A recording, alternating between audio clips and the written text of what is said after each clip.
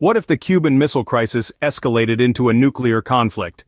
Imagine, October 1962, a time when the world teetered on the brink of nuclear war. The United States and the Soviet Union, two superpowers, locked in a deadly standoff over the placement of nuclear missiles in Cuba.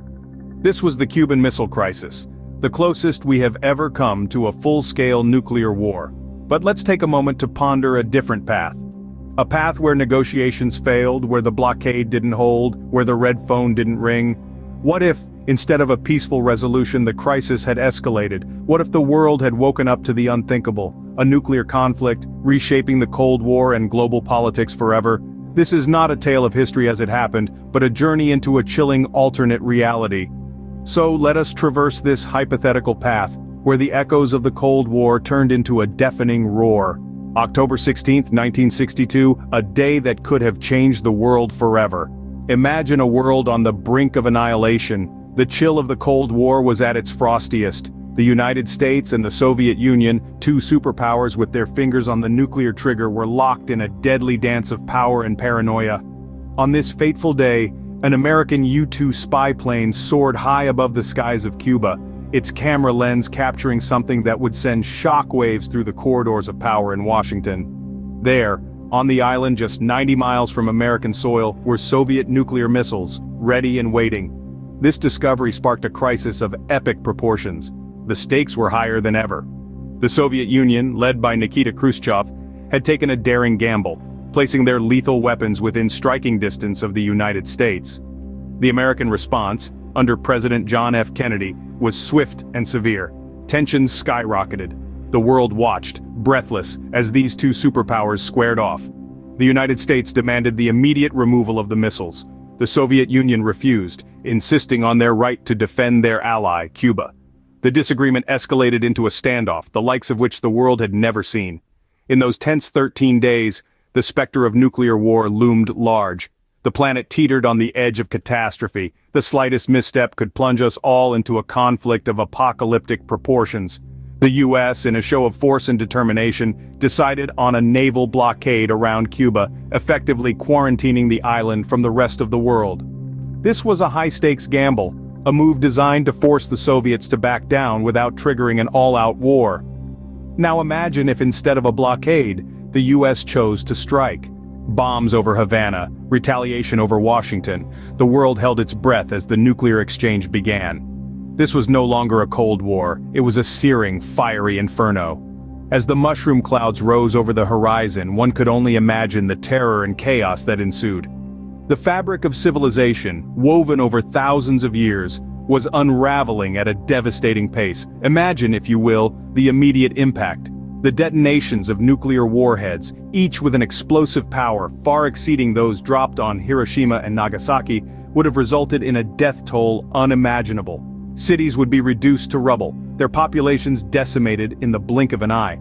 From Havana to Washington, Moscow to London, no major city would be spared. The numbers are staggering. Millions upon millions of lives would be extinguished, a grim testament to the destructive power wielded by humankind.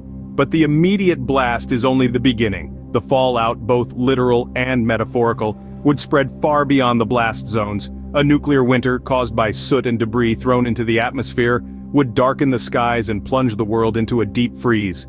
Crops would fail, ecosystems would collapse, and those who survived the initial blast would face starvation and exposure. The world as we know it would be irrevocably altered. This catastrophic scenario paints a bleak picture. But it's a picture that needs to be understood.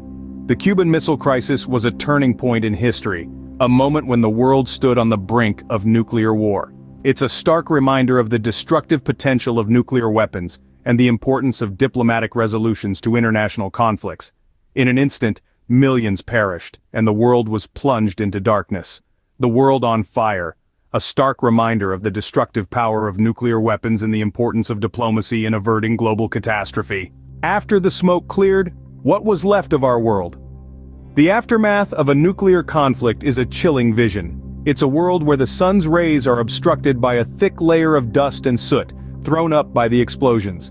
This is the onset of a nuclear winter. Temperatures plummet globally, and the once fertile lands become barren. Agricultural practices collapse, leading to widespread famine. Nuclear fallout, the deadly byproduct of a nuclear explosion, blankets the Earth. The radioactive particles contaminate the air, water, and soil. The radiation seeps into every crevice, every organism, leaving behind a trail of destruction.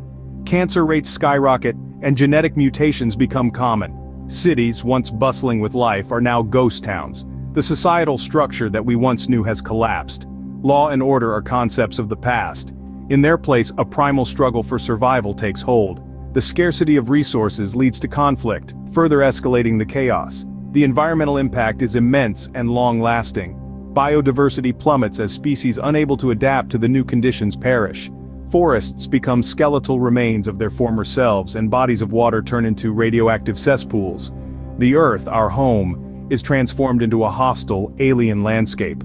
The struggle for survival becomes the primary concern. People are forced to adapt to a world where the rules have changed. They have to learn how to protect themselves from radiation, how to find food in a world where agriculture has been decimated, and how to rebuild a society from the ashes. In the aftermath, the global balance of power is radically altered. Countries that once dominated the world stage are now in ruins. Smaller nations, less affected by the conflict, find themselves in positions of unexpected influence.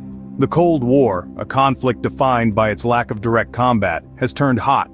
The world, once teetering on the brink of nuclear conflict, has plunged into the abyss.